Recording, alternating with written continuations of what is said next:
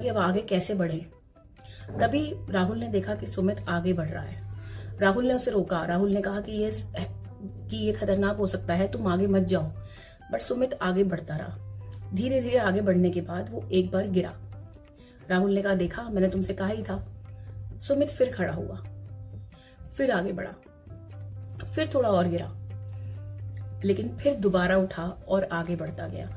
और इस तरह उसने अपनी पूरी नदी पार कर ली। सुमित नदी के उस तरफ पहुंच गया और उसने वहां से राहुल को बोला कि अब तुम भी आओ। राहुल डर गया। उसने कहा, मैं नहीं आ सकता। और वो वहीं का वहीं खड़ा रह गया। सुमित शहर चला गया और राहुल गांव में ही रह गया। कहानी हमें ये सिखाती है कि अगर हम अपने अंदर दृढ़ निश्चय कर लें कि हमें अपने आप को ठीक करना है, कि हमें अपनी मेंटल स्टेट पर काम करना है, अपने आप को पीसफुल रखना है, तो हम कर सकते हैं। जिस तरह सुमित को वो बार बार गड्ढे मिले, वैसे ही हमारी लाइफ में बार बार ऐसी चीजें आती हैं।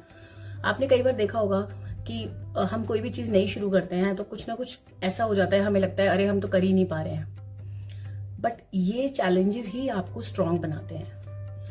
आपको आगे बढ़ते रहना है।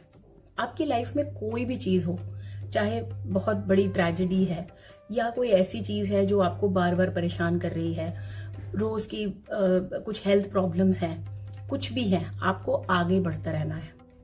क्योंकि जहां पर हम बैठ जाते हैं और सोचने लग जाते हैं, फिर हम ओवर थिंकिंग का शिकार होते हैं और फिर वो प्रोसेस कभी रुकता ही नहीं है। सबसे बड़ी प्रॉब्लम होती है